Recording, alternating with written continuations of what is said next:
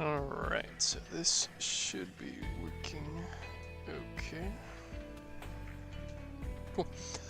So, today, whilst I have another little building intermission, I figured I would look at updating the spider build. This was very useful for the seasonal challenge today, of which included a destroy parts with autocannons, get, I want to say, weapons destroyed with autocannons or modules destroyed, but those may have just been with any weapons, and then a challenge that was specific to doing stuff with nomad weapons. So the whirlwinds being a autocannon of the nomads ended up working out pretty well. Also looks like people are selling me resources, so that's great. I'm going to ask for some more, please.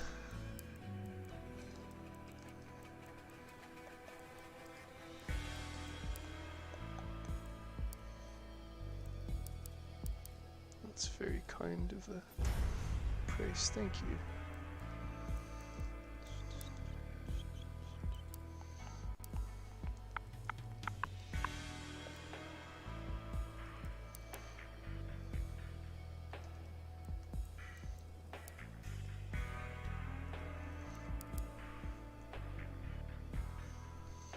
Alright, well that makes that easier.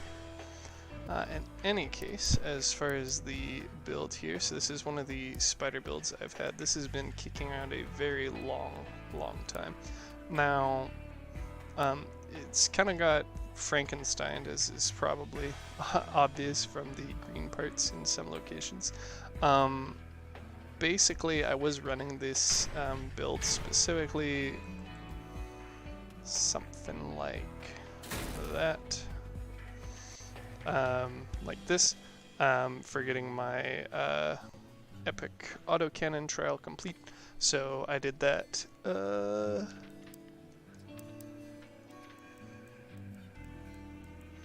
while ago, September of last year. So almost, I mean, closer to a year than not at this point. It's like, what, 10 months ago? Yeah, so in any case, did that with those, and so I haven't touched this build for a while. It's just been kind of sitting. It was up on the exhibition at one point, and now it's back in my blueprint, so I could muck about with it. I did have the other spider uploaded. This was part of the other batch of clips from Twitch for when I went through all my builds pre-engine rework. So I should probably get those edited and up at some point. But in any case, I basically made a big RAM variant of this, which I'm not really happy in its current form on here either. But this was the original attempt that was still using the ML200s back when I was too poor of a person to have big RAM slapped on a build. So in any case, despite limited viability, I am still going to muck about with getting this updated, for no other reason other than my own interest. So this isn't necessarily going to be an extremely viable build per se, so much as just me finishing up one that was kind of half finished. So in any case, what I had, there was a few other things that were changed out. This top part was a train plow and has since been replaced with a duplicate of the bottom. This was originally a Geagle engine because I didn't own a Colossus. This was originally a Dash 1, whatever it is, listener, the blue version, which I don't have anymore because I scrapped them now. But like, it was very newbie. In fact, it still even probably has, yeah, the Ampere and then one of each of the blue radiator and cooler and the blue scope. So like I said, quite outdated. Is also one of the instances of me actually using stickers, and this was just the stickers from the Doomsday Car Battle Pass, which again was, I think, starting in June or July of last year. So again, rather old build. In any case, what I'm going to be looking at updating here is effectively smoothing out the build a little bit, reducing part count, maybe increasing the amount of overall durability. I guess we'll see. So To start with, I guess let's see where we're currently at. So I know we're very close to the part limit, yeah. So a large part of that is I have a ton of 1x4s here, in addition to a bunch of barrel quarters, sorry, 1x4 frames in addition to 1x4 structural pieces. So that does not do me any good. Basically what I was looking to do with this build is have a sniper build, which would be viable in all directions, or at least equally viable in all directions. Even if it sucked, at least it would, you know, suck evenly in all directions. So that got me to put the whirlwinds in the center of the build, and then of course, because their specialty is sniping, I did also want to have a scope on them. And yeah, that was basically as far as I got as you know, as goals. So it was a pretty easy choice at the time. Like I said, I didn't have any ML200s, so it was a rather easy decision. Or sorry, I didn't have any big rams, apologies. So it was a rather easy decision just to add on a bunch of ML200s to max up mass, use a Colossus or Geagle. They both had the same mass limit, and they're both high power gain. The Colossus is, compared to the Geagle, better for both having more power, 50% compared to 40%, as well as having lower mass, where the Geagle has 500 mass, and the Colossus has 450, so slightly lighter, a fair chunk less durable, but in any case, basically it lets you accelerate faster. It takes less mass away from you being able to put on armor. It's also much nicer shape at being a 4x3x6 rather than a 4x3 by like 7.5. And then the max speed difference doesn't matter between the two. But in any case, they're effectively interchangeable on this build for the sake of the mass limit, but everything else is, you know, potentially a factor. Now it's worth noting that I don't have the cabin fuse. That might be useful because you don't actually need all the ML200s on here. With 4, you're lacking, but with 5, you're fine for mass. So having a 6th one is completely redundant. That being said, if I take that out, we'll see we are at 16,000, so we'd get another 1,600 mass limit if I did end up fusing it for plus mass, and then I could save like 400-ish, 500-ish mass for armor, again, if I got a minus 17% mass fusion, so mass fusion. In any case, yeah, so the plus 1,600 fusion, if you got it for max mass, would allow you to basically make use of that leg, which puts you at, well, let's see actually. So without this, we are at 16,600. So with the extra leg, each of them adding 2,400 apiece, once again unfused, of tonnage this is, that would put us at 19,000. So even with fusing the cabin for mass limit for an extra 1,600, you wouldn't really need another leg. So yeah, it may take back. You might be better off just fusing these for plus tonnage then. In any case, I know it's not very popular to use 6 legs. Once again, the addition of the 6th one is basically just for symmetry reasons and not necessarily a functional thing. And again, isn't necessarily meant to be a crazy functional build. If I were to remake it today as like just a new build from the ground up, I'd probably actually use the Torero cabin rather than the Step Spider, just in order to benefit from the force. Now that's going to fit here very nicely.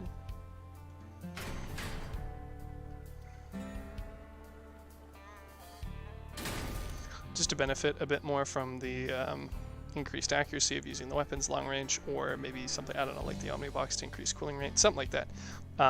In any case, but this would also require significantly less legs as well, so you'd need like a max of 4 there, and you could probably pull it off with less again. So in any case though, this is what I had at the time, so that's what we are going to be running off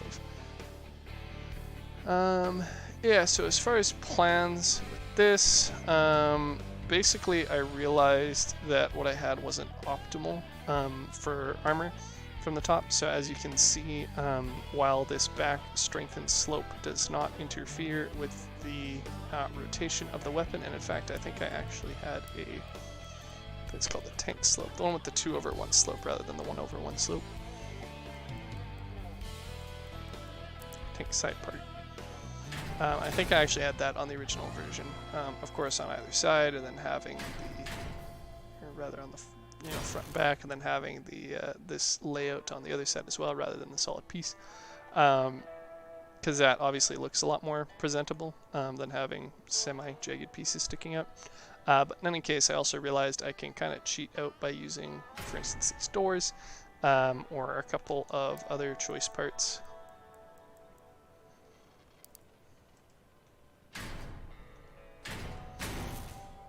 And add significantly more durability to the front of the vehicle, or rather surrounding the weapons, without sacrificing a whole lot of rotation of the weapon. So if I just put in this for comparison's sake,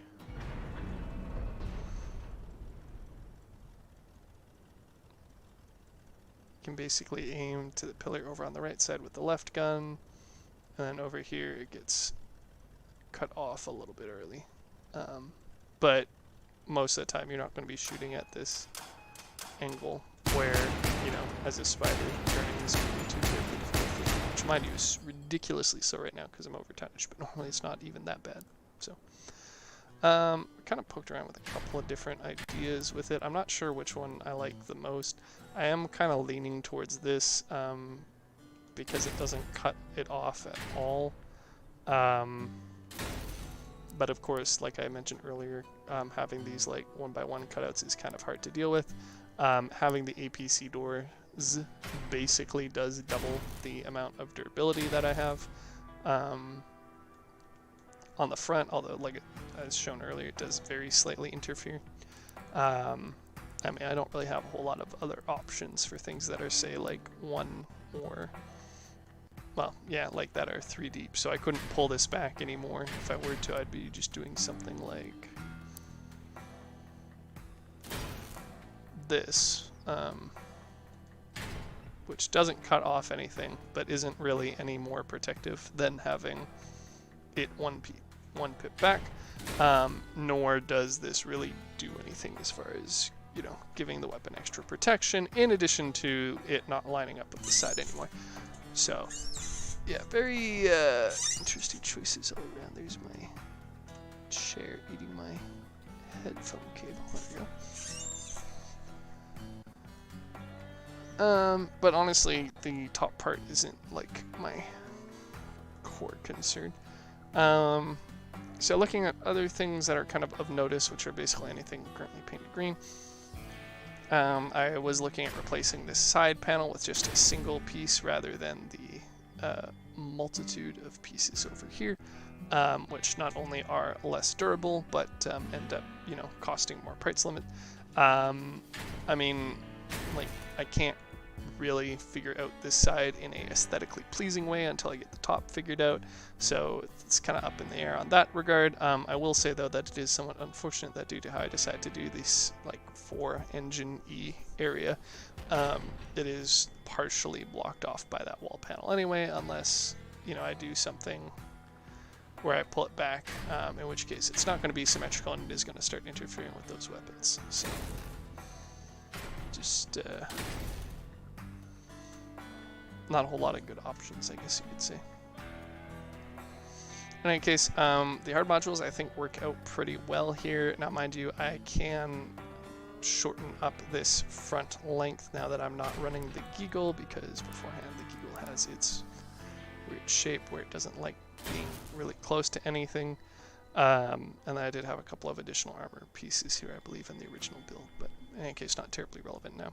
I can shorten up the overall thing, in theory, for tightening up the armor up here, but this does run into the limitations of the ML200s and their ability to be placed closer together, which is due in part to the very wide space they need, obviously, when they're actually doing the leg thing. So you can actually see the back right and middle leg are almost touching already. That's as basically as close. I say basically, that is literally as close as you can put them to each other, at least in a like flush-ish plane. Like even if legs being in line with each other, I don't think you can get them any closer either, to be honest. So rather limited there. I did originally consider having these legs in line with the rear ones, but unfortunately due to the size and shape of the train plow and the current front bumper, that was not feasible. That being said, while reworking it, might definitely be possible as a thing, especially because right now these front ones are only attached by a couple 1x4s. So like I said, this is definitely not the most optimized build, and that makes it a lot easier to obviously optimize it by already basically taking a turn, polishing it up. So of note, I did have the fuel tanks underneath, but again, as a result of sort of this belly armoring, I did end up with a bunch of 1x4s, and then like 1x4s and 1x8 frames on top of them. So not very part efficient, not very stable. In general, I don't recall having a whole lot of issues with like people wedging me and blowing me up though, so I at least had that going for me. But again, as the nature of it being a very, very long, I guess technically like the longest range build in the game, like you could argue that rocket launchers could go further, but I mean, like, they're still limited by a range lock, which is 600 meters. I don't know if these projectiles travel 600. I presume they do. It would be very, very hard to hit something that far away, I imagine, just due to the drop-off entailed, but I mean, it's probably possible. So, like so that's 300, so it would be twice as far as that. So I guess, yeah, I guess you might be able to make it with drop-wise. That being said, I don't know if there are any corridors on maps that are actually 600 long. But yeah, so I guess they are probably the longest range weapons in the game, even with that fall off. That being said, with the introduction of the Stillwind, the quote-unquote, I use the term very loosely, upgraded Whirlwind, because their perk is nothing alike. And in fact, according to some users, the Whirlwind's damage scaling means that it is more powerful than the Stillwind at very far ranges, means that this is kind of more of a mid-range-ish one, like we already see with the Cyclone and the, well, not the Whirl, because that's definitely close range, but the Cyclone and the Jewel, which is, certainly interesting, but considering how we've been waiting for a Whirlwind, or at least I'd been waiting for a Whirlwind upgrade, and then they give it to us, and it's not really filling the same role as the Whirlwind, it's kind of disappointing. That being said, it is beefy as heck, which is super cool. So I was interested in, and the reason why I basically dragged this build out of the exhibition is just to see if I could upgrade it with the Stillwind. That being said, there is nothing for like this mesh that's preventing it from turning, because the main like actual gun barrel is here, and it obviously pivots on this hinge, which means that it's very flexible for being able to rotate and look down and up in pretty much all directions. And there isn't anything blocking the rotation, so I haven't managed to get my hands on a Stillwind yet, nor do I intend to, at least in the near future, while there's still like these crazy high prices. I could probably craft one near the end of the event, but I am a little worried about this ammo belt shroud thing on the back actually being like something that's part of the mesh that would prevent it from turning. I don't think this top area would be problematic, but if that is, then it means that I wouldn't be able to use it on this build, which is unfortunate, because I'd been hoping that I'd be able to quote-unquote upgrade this build, basically just swap out the Whirlwinds with the Stillwinds and then use it in battle again to get that trial done, rather than using, say, the Cyclones. But yeah, that kind of requires me to get my hands on it. I've been poking around with the exhibition from time to time, but most of them are not only like sideways hovers, but ones that don't really have any close-fitting armor, where I'd be able to see sort of like where they do or do not collide. So for instance, if they're right next to each other, they have the issue, but this is like the exact same issue the Whirlwind has. And of course, none of this is actually showing me how it's interacting with, say, like the armor. Oh, except that does look like the ammo belt is clipping through the other mesh. So there's hope for me yet. Let's see if there's anything else that uses them with armor nearby.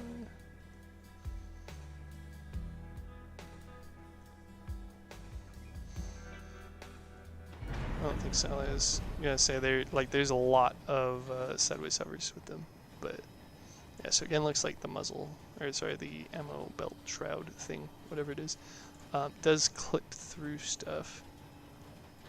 That being said, I suspect that if it wasn't problematic or their mesh in any way, shape, or form, then I would be able to spin these all the way around, but they are stuck. Although that might have something to do with the little knob section on the back of them, which is less of a problem in my build since I have clearance all the way around at that height. So I don't even know if we have... See, this is a good side-by-side comparison, right? So it's like the same silhouette-ish, but obviously significantly beefier with this entire back section. That's what I'm worried about being restricted from actually rotating. So.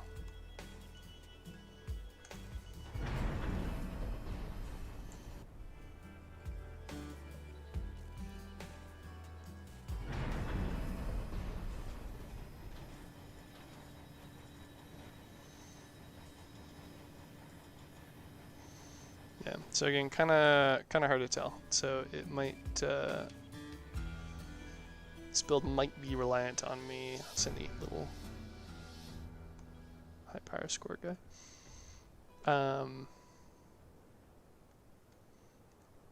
It might, actually that's, oh, where was it?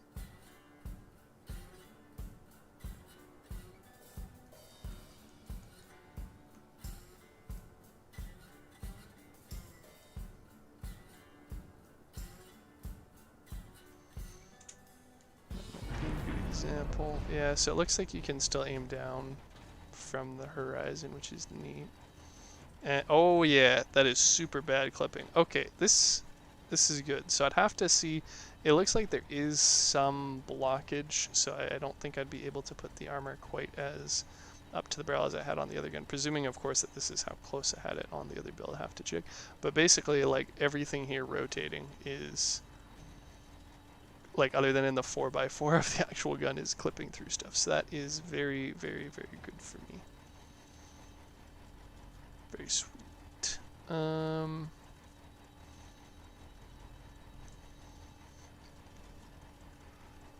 Very exciting. So yeah, I'll have to see if I have the armor actually that close here. It's causing the issues perhaps.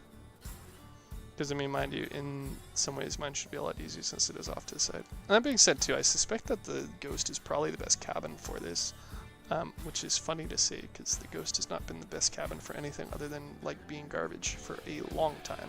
Viability extremely limited. But Stillman's perk, which is it doesn't take you out of invisibility immediately like most weapons, it gives you a 2-second period, basically, to wait, to chill. Where it doesn't decloak. On top of having a super sexy sounding firing sound, means that the Ghost's perk, which for those unaware, which again I don't fault you since it's been historically pretty garbo, is for every second of invisibility you get a additional damage. I think it's 1.5% up to 15% for a 10-second cloak on the Chameleon Mark II, I guess. Maybe even longer if you have the ability to fuse it for increased active time, although I've never checked, to be honest. I know there's decreased, decreased reloading time, increased reloading speed, whatever the terminology is for it. But in any case, because of the perk, you basically are able to cloak for however long, so I guess up to the last 2 seconds of it, and then shoot. It doesn't break your cloak, and then the counter for your Ghost's perk doesn't start ticking down until after the end. So this basically gives you, if you had a Chameleon Mark II with the Ghost and the Stillwind, that would give you basically a second. If you popped the Stillwind 2 seconds before the invisibility ended, and you're using a Chameleon Mark II, then that would give you 1 second where you're shooting for 13% bonus damage, 1 second of 14% bonus damage. And then your 15% bonus damage would last for the whole duration of the Ghost's perk, which I don't know, is that what, 5 seconds? 1, 2, 3, 4, 5, 6-ish. So I guess it'd be a lot easier if I just checked rather than counted. 5 seconds, so I'm just terrible at counting. Excellent, yeah. So I guess that's the question. Can you fuse for increased duration?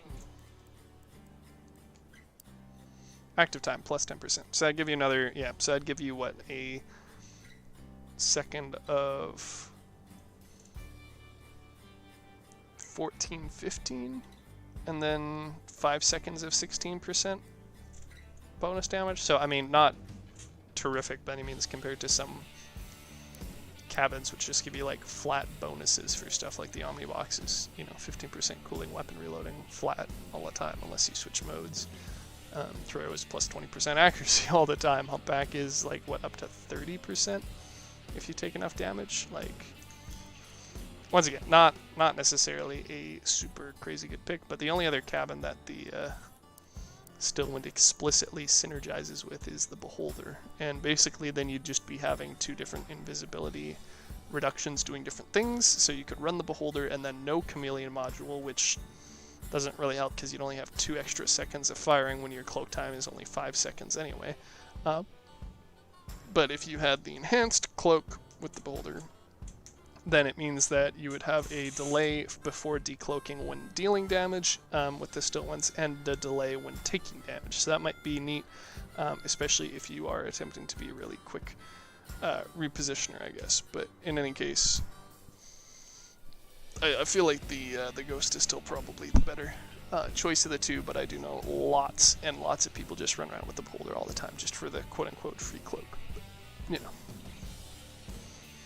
Opinions vary and all. I'd rather have like 15% bonus damage than 1 free energy. Especially when the, you know, 1 free quote-unquote energy, the cloak is in Mark 1 version. But in any case, as far as updating this build, so it definitely looks like I didn't have the armor as close as they had, because they had it centered on 1. So they had something like that. But yeah, this guy doesn't seem to be too bothered by it, so it looks like the Stillwind might be a little bit more particular about how close you can have armor to it, unless the problem was this sideways piece, but I doubt it. Yeah, so it looks like Stillwind might be a little bit more particular, but in any case, I mean, there's certainly enough room on this build to jostle some stuff around or, you know, tighten it up.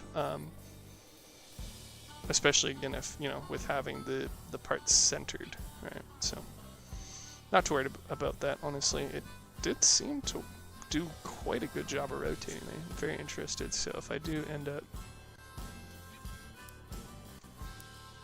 crafting it, because buying it's probably way more expensive, it'd be 1, 2, 3, 4, 5, 6,000 compared to buying it for about 8,000 now, so yeah, I have to get on the making them train, pun not intended, although I definitely will be saving up and making or buying a machinist at some point as well, because hot dang, a new heavy cabin with hidden nooks, that's hot. I guess not hidden so much as, you know, invincible from the front and sides, which is cool as shit. So as far as updating this build, I think I'm just gonna reload this just to make sure that it's, I didn't miss up anything. Oh, yeah, the only other kind of thing that I had highlighted here is I did have these originally. So obviously I have this whole under armor section, and I did originally have the APC doors, but as a result of, and I've talked about this before, but it was especially in the other stream, which I haven't uploaded, but because the hard modules aren't exactly like fitting inside their connection points like good connection part pieces should, so you can see that the slope of it ends below where the connection pip starts, which is very annoying. This doesn't really look good if you get an above angle from it, so I was considering using these guys, the ventilated slopes, just because it does give you sort of this, I could argue, like an hourglass shape, sort of. I mean, the bigger thing is just that there's a nice smooth connection between the hard module and the ventilated slope, where they basically both have that little divot into the build. That being said, again, it kind of, I think, just falls back to, you know, this costs twice as many parts and it actually gives less durability. So I guess I'll just suck up the fact that this looks awful. What else do we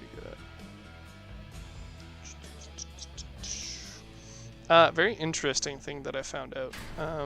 So while there is obviously a bunch of limitations for putting parts between the legs, so for instance, these legs are actually spread out, if that makes sense. So the forward legs are actually further out from the center of the build than the middle legs. So if you have legs that are actually at the same width, you kind of run into some issues where basically you only can use like slope parts in between them. No, actually no, this looks disingenuous there, because it looks like this part is actually pushed further in. Okay, so you can just ignore that unless this works. Nope. Alright, yeah, so basically there's just, it's rather restrictive of what you can and can't put in between the legs in general. But you can put slope parts, which is interesting. Although this isn't the exact way I'd suggest doing it, especially because there's two 2x4s and then another 2x4 and then 1x4 frame. But again, we'll get to working around that. But it's interesting to note though, because you can actually slap a large APC part. So this is probably one of like 2 uses I found for this this part. You can actually slap that there and it fits and it doesn't seem to interfere with things. Now that being said, unless you have it hanging out on the bottom, it's going to be hanging out on the top. And because of where the legs are positioned, which is to say at the back, middle, and front, and the gun would have to be on this panel for it to, you know, be covered by this if I wanted to use it as side armor, as opposed to say like the flat 8x4 piece, then I'd need to move this back, but obviously it's somewhat difficult with the cabin in the way. So the only way I'd be able to do this is if I moved the cabin up, put the engines sideways, and then put the guns back here. Or, you know, obviously I can do it on the front as well, and then have these be the side armor for the guns. But like, and they're actually clipping in here too, so you know what, it just all goes out the fucking window. Here I am thinking I've come across something. So I keep thinking, I'm like, oh yes, and this is what happened when I tried doing it on the earlier build, and then it's like, oh hey, actually it isn't, and you're just misremembering. So that's always fun. But in any case, so you can yeet that whole idea out the window. Not only because, again, of how you'd have to put the gun sideways, or put the engine sideways and then have the guns in different wonky places compared to normal, but because it wouldn't even work unless you wanted to push all the legs out one in width on either side in order to have this armor sit on the actual side of that. So, yeah, kind of limited, again, with the angled parts. But that was one of the cool things I found out. Likewise, you can actually put these strengthened slopes, which are the dumb shapes with the one by one slope on them. You can actually put them on the top of the builds and kind of cover the cabin. Perhaps unsurprisingly at this point, after talking about the build for half an hour, the cabin is actually located on the rear. So that's great from a survivability standpoint, because everybody expects the cabin to be on the front. And haha, you just killed my Colossus and my ability to move speedy fast instead. So yeah, it's surprisingly durable, like, or well, I mean, I'm sure to the enemies it's surprisingly durable, because they basically have to try and shoot around a highly mobile rotational build, if that makes sense, a build that can rotate quite well. Or they have to basically chew through the entire front of the build, which is, you know, armor and engine, more armor, guns, and then the cabin. So obviously rather restricted in that matter. I am going to take a break real quick just to go pee. I'm debating pausing the stream. That seems unnecessary. But you know what, that's what we'll do. We'll do it anyway, YOLO. So I can pause it, and then this video will mark the sort of background section of the build, and then part 2, when I get back, will basically